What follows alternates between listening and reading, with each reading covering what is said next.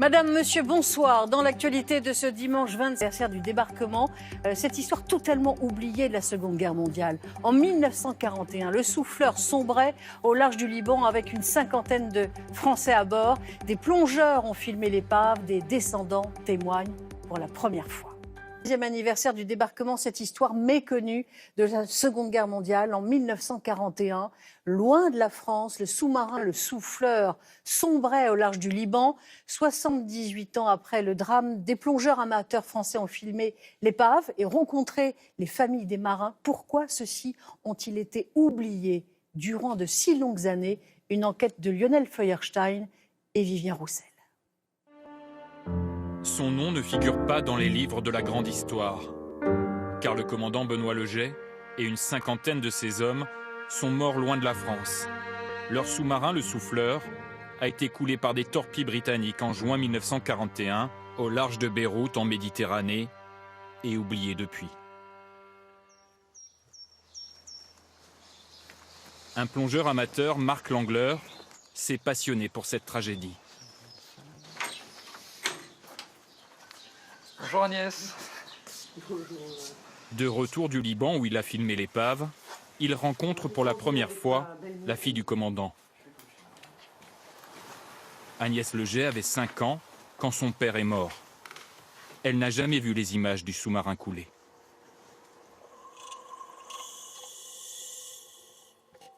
Posé sur le sable à 40 mètres de profondeur, le Souffleur semble endormi. Le sous-marin est encore bien conservé, malgré la violence du torpillage.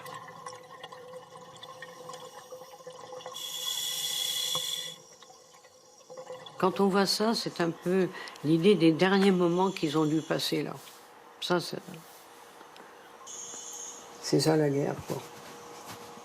C'est la guerre. En 1941, le Souffleur naviguait sous les ordres de Vichy.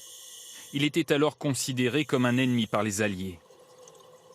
Après la guerre, la famille d'Agnès a été montrée du doigt.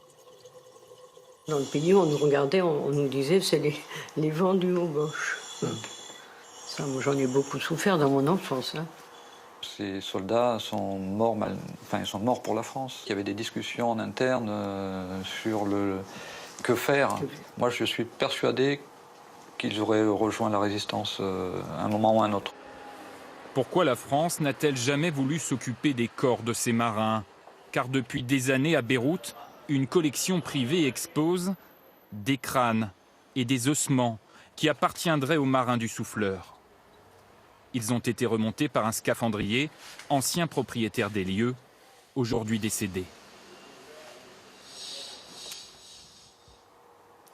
Je pense que ce monsieur... Il n'avait pas dû réaliser, c'est pas possible. Ça vous choque, Agnès, de voir ces images-là? Ah oui, bien sûr. Ah oui, beaucoup. C'est très... Ça vous prend au fin fond de vous-même. Pourtant, l'ambassade au Liban aurait été au courant depuis de nombreuses années. Au moment où le fameux scaphandrier avait remonté ses ossements pour les mettre à l'abri, on suppose, dans ce musée, il avait averti les autorités, en tout cas l'ambassade, et on ne sait pas pourquoi, mais rien ne s'est passé, il n'y a pas eu de suite. La famille Leget a posé une plaque sur le caveau familial en mémoire de ce père disparu au large de Beyrouth. Contacté, le ministère des Anciens Combattants affirme aujourd'hui que l'ambassade inhumera bientôt les restes de ces soldats oubliés par la France.